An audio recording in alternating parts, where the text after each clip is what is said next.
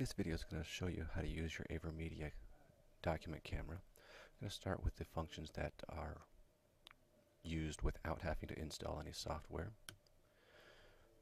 Before we do that, the setup of your document camera is going to include the following. You'll need this plug going to the power supply. This plug goes to your computer. This plug goes to your data projector. And then if you're going to be using the software, you need this USB cable plugged into your computer and into here. First, let's take a look at the functions of the document camera that are not used with the software. The menu function, you're going to be able to see what the menu functions are in this video, but these are going to be where you can get in here and control like some of the settings on here. When you click on this, it will project up onto the screen through this cable, and you can scroll through those there and you can change like brightness and such. The freeze function allows you to freeze what's on the screen. Right there, you just freeze it, and then I've moved my hand away and then unfreeze it. Effects, there are two effects on this. One is black and white. It is sometimes helpful when you are showing a book with just words on it. It helps to make the words a little bit more clear. The other is negative, and then click it again and it returns to normal.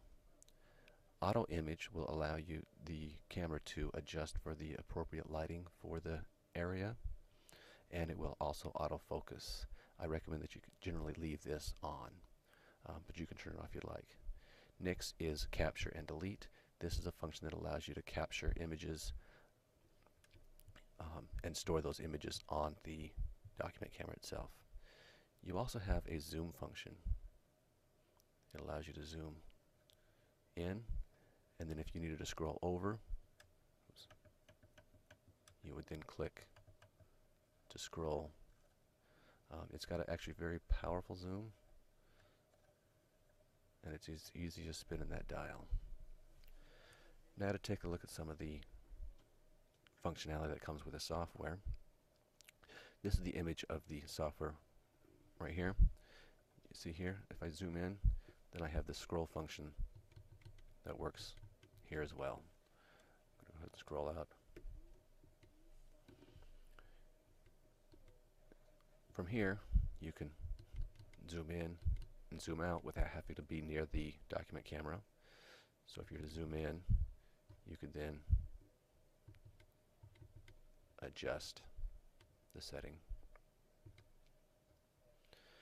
You also have control of the brightness, autofocus, the three effects, and freeze, unfreeze, and then rotate. Image enhance, again, I would recommend that you just kind of leave that on all the time, as well as auto image. You can turn it off. When you click on this, it takes just a couple minutes for it to readjust to the lighting conditions. I'm going to leave it on there, but you can turn it off if you'd like. Movie capture or start recording will allow you to record whatever's happening on the screen, and it'll save to your computer. Choose where you want to save it to. You can tell that it is saving because there's a record timer up here. When you're done, you click here, and then you will have an AVI file wherever it is that you saved it on your laptop that you can edit. You can post it to a blog or a website.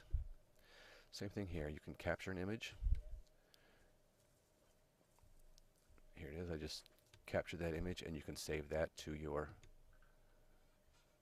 desktop as well, or wherever it is that you'd like to save it. And then you can use that image wherever you'd like in the future. Here you can click on replay the images, and I can replay the stuff that I've already done. This is the printer where you can print the image you have there. This is a network settings where you can share what's going on with your document camera with other people on a shared network. I'm not going to go into details on that one though, maybe on a later video. Some advanced settings. This is going to control how long your videos are and such, and of what quality and what type.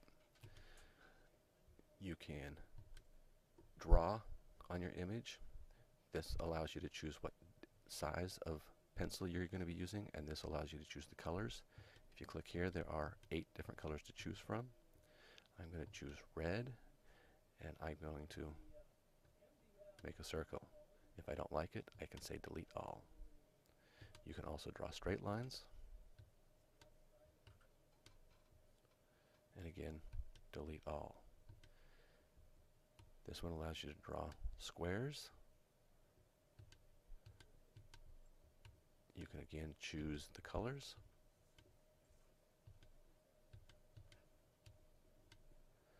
And if you don't like them, you can delete all.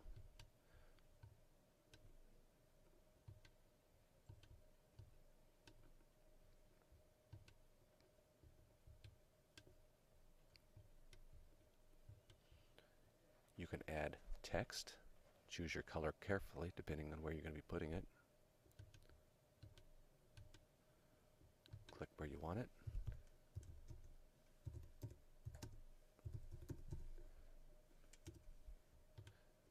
And then the text will show up on the screen.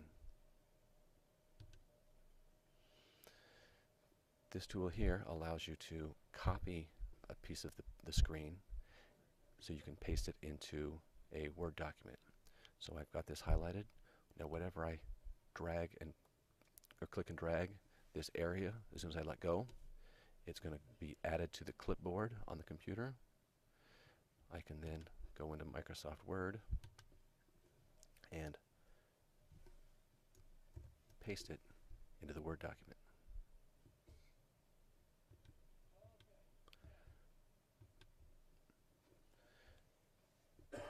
One interesting or fun thing that you might be able to do is that if you had like a test with questions and answers on here, you could freeze that image and then you could cover up the answers with blocks,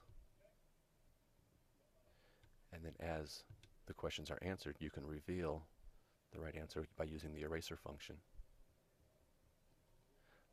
Or you could, anything that you wanted to reveal one piece at a time, this would be an easy way to do that. So the eraser allows you to erase elements of what you've drawn on there rather than using the delete all function. So those are some basics of using your document camera. I'd recommend that you leave it plugged in all the time and transmit all your data through it, because it's really easy to transfer from one source to the other. So if you are projecting on something from your computer, you could simply click source, and then you see that the PC option lights up, and then anything that is being shown on the PC would then show on the screen. I'm not showing this screen. Actually, I don't have a screen, so you can't see that this is happening, but I can quickly just go back to the camera by simply selecting the source again, and then it will switch to what is being projected through the document camera. This video is going to show you how to use your Avermedia document camera. I'm going to start with the functions that are used without having to install any software. Before we do that, the setup of your document camera is going to include the following. You'll need this plug going to the power supply. This plug goes to your computer. This plug goes to your data projector.